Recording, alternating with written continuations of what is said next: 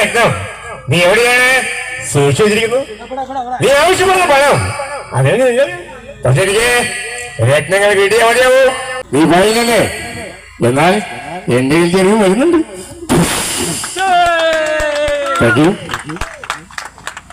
ഇന്നത്തെ ഇന്ദ്രിയത്ത് പൃഥ്വിരാജിന്റെ അച്ഛൻ നമ്മുടെ അടുത്ത സ്വദേശിയായ ശിവകുമാരന്റെ ശബ്ദമായിരിക്കും.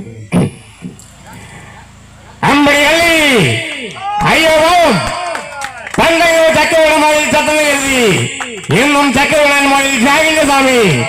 ഇവർക്ക് ഭൂരിപക്ഷം ജനങ്ങൾക്കും CBI ഫുൾഫോം എന്നതൊന്നും അറിയില്ല.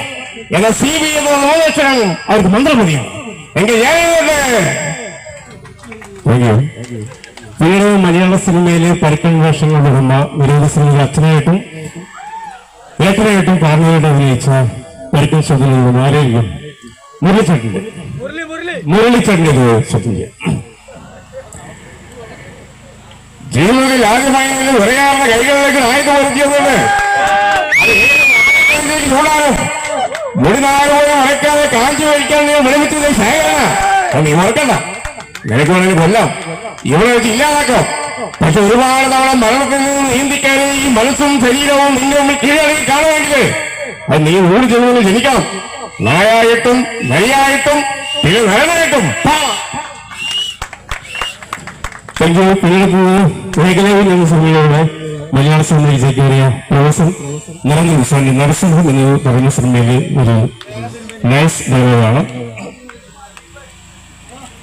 മോളെ, നിന്റെ പ്രായത്തിലുള്ള ഒരു പെൺകുട്ടി അച്ഛനാണ് ഞാൻ.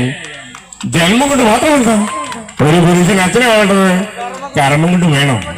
ലോകത്തിൽ ഒരു ശക്തിക്കും നിഷേധിക്കാൻ പറ്റാതാണ് എന്റെ ആവശ്യം. അതുകൊണ്ട് ജന്മാവശ്യം വേണം. നിന്റെ കൂടെ ഞങ്ങളുണ്ട്, ഈ നാട്ടുകാരുണ്ട്.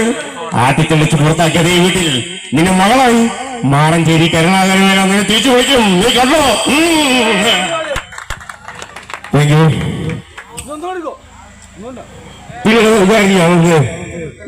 പഴയ കാലത്തെ ഒരു താരം ഗോഡ് ഫാദർ എന്ന സിനിമയിലൂടെ മലയാള സിനിമയിലേക്ക് കയറിയ വിജയരാഘവന്റെ അച്ഛൻ ശ്രീ NN പിള്ള.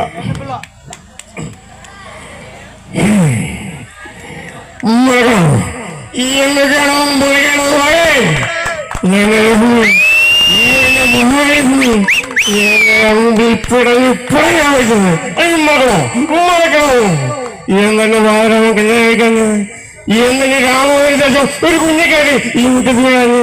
ആ തങ്ങളും മക്കളും ഈ തറവാട്ട് പുറത്താക്കിയിട്ട് ഈ 500 മണ്ണോട്ട് പോകും.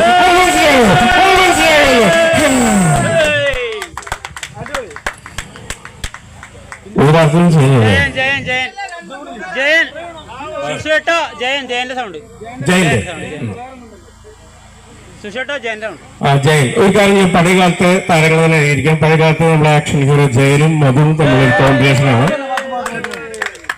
ലൈനാണ്.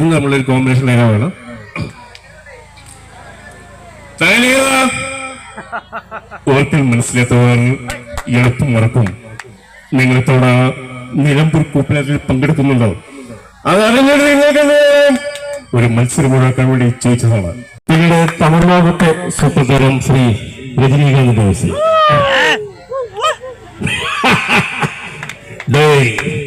இந்த நாட்டாக்கிங்க நான் வச்சுப்பா ரூல்ஸ். அந்த ரூல்ஸ் எலெக்ஷன் எப்பவும் மாட்டிட்டே இருப்பாரு. அது பெஞ்ச் கிட்ட ஃபாலோ பண்ண அவ பிரகாஷ் தமிழ்நாடு நன்றி. എന്താണല്ലോ அழமாட்டம்மா, அழுதா கோபம் வெளிப்போடும். கோபம் வெளியே போயிடுச்சுன்னா துக்கம் கலைந்துடும். துக்கம் கலைக்கொண்டதான் மனசுக்குள்ள தீ பூட்டி வச்சுக்கணும். மகளே ஒண்ணு அப்பதான் நான் வருவேன். பாசி, நிற்க பாட்டு போட தெரியுமோ? நல்ல போகுங்க. தேங்க்யூ.